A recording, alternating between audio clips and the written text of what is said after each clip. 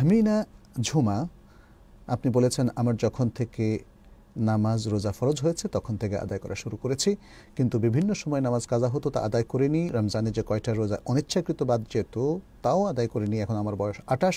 বিগত কাজা নামাজ রোজার জন্য তওবা করলে কি আদায় হবে নাকি আদায় করতে হবে? আপনি যেহেতু সালাত আপনি পড়তেন, হয়তো কখনো কখনো ভুলক্রমে পড়া হয়নি। আপনি ঘুমিয়েছিলেন, ঘুম থেকে উঠে আর পড়েননি। আপনি ভুলে গিয়েছেন, মনে হয়েছে, আর পড়েননি। এটা আপনার গাফলতি, এটা আপনার না বোঝার কারণে হয়েছে। বোঝাই যাচ্ছে যে শরিয়ার আসলে গুরুত্বটা আপনার ভালো বুঝে আসেনি। আপনি সালাত পড়তেন, কিন্তু কিছু সালাত যেগুলো আপনার জেনুইন কারণে কাজা হয়ে গিয়েছে সেগুলো আপনি আর পড়েননি। এটা একটা ভুল হয়েছে।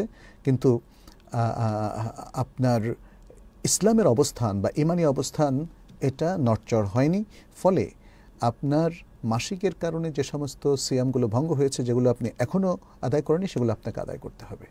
আপনি যে সমস্ত সালাত আপনার ভুলে আর পড়া হয়নি সেগুলোর জন্য আপনি শুধু তওবা করলে যথেষ্ট, উমরে কাজার কোনো প্রয়োজন নেই।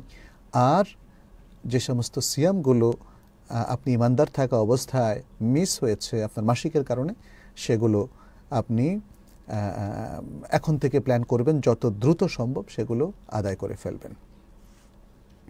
মোহাম্মদ মজনু মিয়া বলেছেন, আমার প্রশ্ন, যাকাতুল ফিতর কি সমস্ত মুসলিমদের উপর ফরজ? সমস্ত সামর্থ্যবান মুসলিমদের উপর ফরজ। যারা একদিনের খোরাকের ব্যবস্থা করতে পেরেছে এবং তার অতিরিক্ত যাকাতুল ফিতর দেওয়ার মতো ক্ষমতা তার আছে।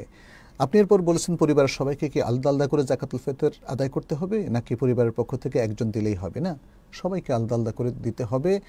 পরিবারের যিনি অভিভাবক তার উপর দায়িত্ব হলো তার স্ত্রী এবং তার নাবালক সন্তানদের পক্ষ থেকে যাকাতুল ফিতর, এবং তার ডিপেন্ডেন্ট যারা আছে, যেমন মা বাবা, বৃদ্ধ মা বাবা যদি থাকে, তাদের পক্ষ থেকে যাকাতুল ফিতর আদায় করা। অতএব একজন দিলে হবে না, সবার পক্ষ থেকে দিতে হবে।